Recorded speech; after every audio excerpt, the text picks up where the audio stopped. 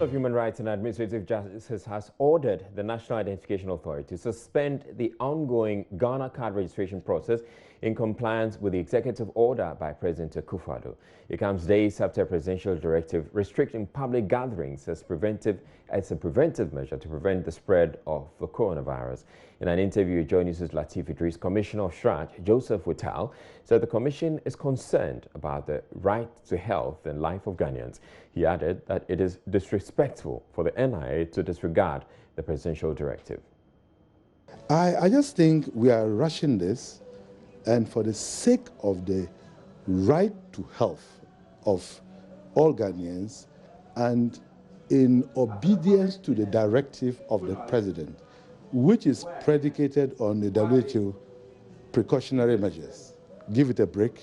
Beyond this call by CHRAJ for NIA to suspend this registration process, what else would CHRAJ do in the event that NIA ignores your call and then continues with this registration? Would you just lay back and watch them go ahead, or there's something that CHRAJ would want to do?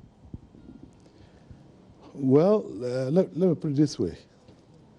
It is not CHRAJ that NIA would have been refusing to comply. It's a presidential directive which applies to all of us. So I hope the President's directive should be respected.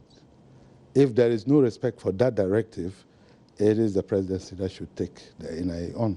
CHRAJ, you will not be interested in taking the NIA on? No, I'm only drawing the NIA's attention to very legitimate directives for all to comply by the highest personage in this country, that we don't need to send mixed messages to our people.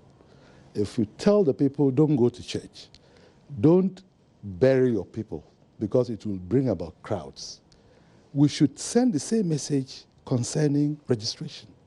But Mr. Whittal, some also argue that these individuals who go to these centers to get their identity from the authority also have the right to take the decision to go or not to go. The NIA wouldn't come and compel you to move from your homes to go to the registration centers. You see, let's be honest with ourselves. The President's directive is currently a directive, but the President has emergency powers under the Constitution, which he could activate, but that has to be by law. And so, whilst they are still directives as they are now, you and I know that there's a bill before Parliament. Exactly. And that bill is really meant to take forward these directives.